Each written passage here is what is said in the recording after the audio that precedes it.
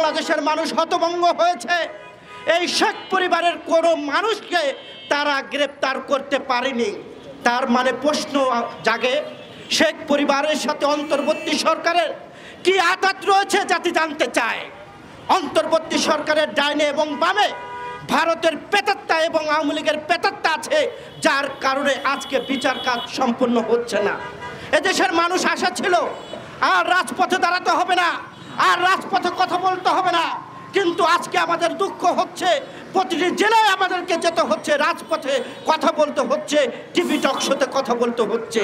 কারণ এই সরকারের যারা দোসর আছে তারা ঘাপটি মেরে আছে বিভিন্ন আনাচে কানাচে, তারা বিচার কাজ সম্পন্ন করতে দিচ্ছে না। দু একটি চুলো পুঁথি ধরে বাংলাদেশের মানুষের মন জয় করা যাবে না।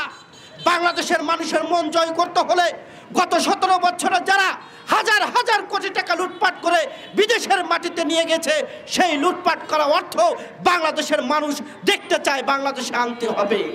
আজকে বড় বড় কথা বলছেন, আমরা যখন দেখি আওয়ামী লীগের দোসররা আওয়ামী লীগের আঁচলের নিচে থেকে দুধ কলা খেয়ে তারা আবার অন্তর্বর্তী সরকারের শপথ নিয়েছে, মানুষ হতাশ হয়েছে।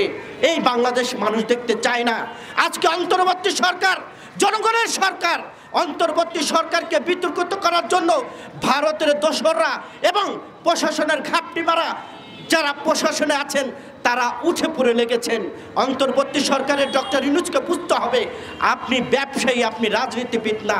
আমরা 5ই আগস্টে এই 78 বছরের যুবতী শেখ হাসিনাকে যেমন দিল্লিতে তাড়িয়েছিলাম, আপনাদেরকে তাড়ানোর জন্য আমাদের রাজপথে আসতে হবে, এটাই মনে হয় আমাদের সম্ভাবনা। আজকে আমরা ভেবেছিলাম, বাংলাদেশের মানুষ ভেবেছিল আমরা আর রাজপথে আসবো না।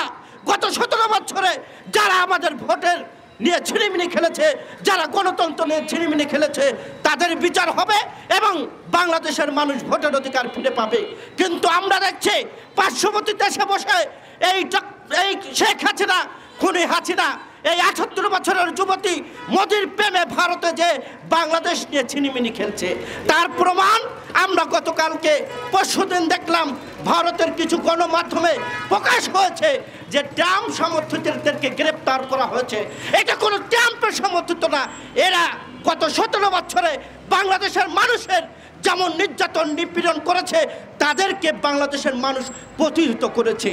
কিন্তু ভারতের গণমাধ্যমের কাছে আমাদের আশা ছিল তারা বাংলাদেশ নিয়ে বিদেশের মাটিতে তারা এই ধরনের মিথ্যা সংবাদ প্রচার করবেন না।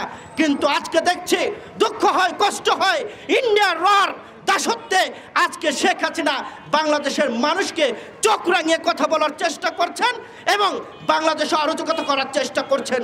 আমরা বলে দিতে চাই, আপনার ডাকে 0 পয়েন্টে আপনার কলঙ্কিত সন্তানরা আসেনি। যারা এসেছিল 2-1 তারা কোনো মানুষের কোনো ধুলাই খেয়ে কোথায় গিয়েছে খুঁজে পাওয়া যাচ্ছে না।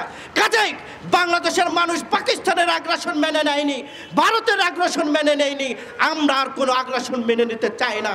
আমরা ভারতের পেতাত্তা 5টা গোলাম সরকারকে 5ই আগস্ট বাংলাদেশ থেকে তাড়িয়েছি।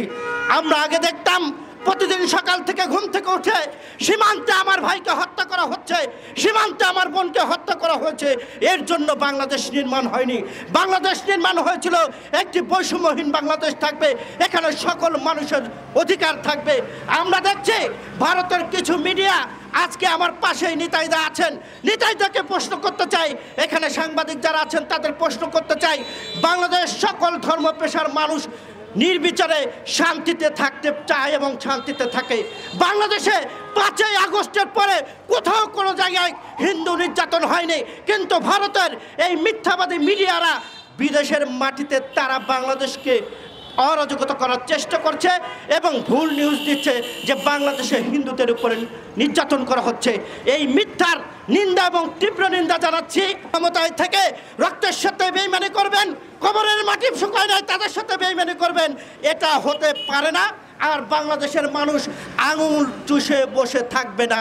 আন্দোলন কি, কাকে কিভাবে তাড়াতে হয় বাংলাদেশের মানুষ জানে। সকলকে ধন্যবাদ জানিয়ে আমি আমার কথা শেষ করছি। দেখা হবে রাজপথে, কথা হবে স্লোগানে।